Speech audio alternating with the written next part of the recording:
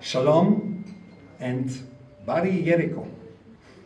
Thank you for joining us this evening to celebrate the 77th. Շնորհակալություն, որ այս երեկո դուք միացել եք մեզ միասին տոնելու Իսրայելի անկախության 77-ամյակը։ 77 տարի առաջ, չնայած բոլոր փորձություններին, հրեաժողովուրդը հառնեց աքսորի եւ ոչնչացման մոխիրներից վերագտնելու իր ինքնիշխանությունն իր հայրենիքում։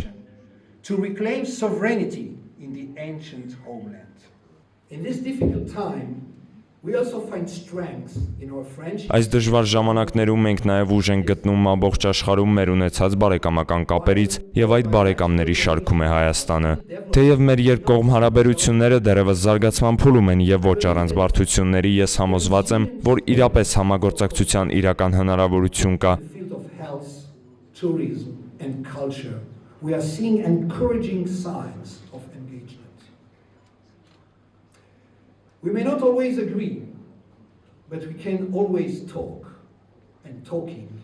matters. Միշտ չէ, որ մենք համակարծիք ենք, բայց միշտ էլ կարող ենք խոսել իրար հետ եւ խոսելը կարեւոր է։ Մեր երկու ժողովուրդները լինելով հինավուրց ազգեր եւ պատմականորեն ենթարկվելով հալածանքների, գիտեն ինչ է նշանակում գոյատևել, չնայած բոլոր փորձություններին, եւ ինչ է նշանակում պայքարել ինքնության, արժանապատվության եւ ազատության համար։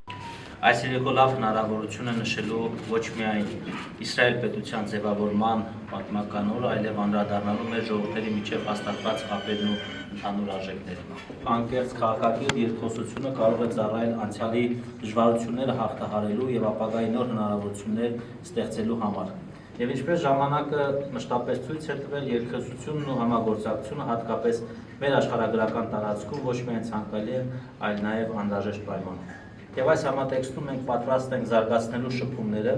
բոլոր այն ուղղություններով, որոնք ծառայում են մեր ժողովրդների իրական շահերին։ Այսօր, երբ մեր տարածաշրջանում տեղի են ունենում խոր աշխարհաքաղաքական տեղաշարժեր,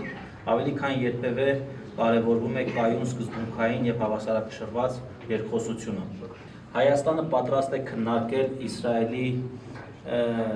հետ եւ Իսրայելի միջև ցանկացած երկխոսության հնարավորություն, հարաբերությունների խորացման հնարավորություն, մարդկային կապերի ամրապնդման, տնտեսական, հումանիտար եւ տեխնոլոգիական համագործակցության զարգացման ուղղություններով։ Հարգելի պարոն դեսպան, այսօր մենք այստեղ ենք վերարժևորելու մեր հարաբերությունները եւ նայելու ապագային,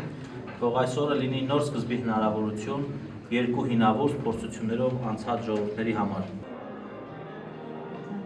Perfect.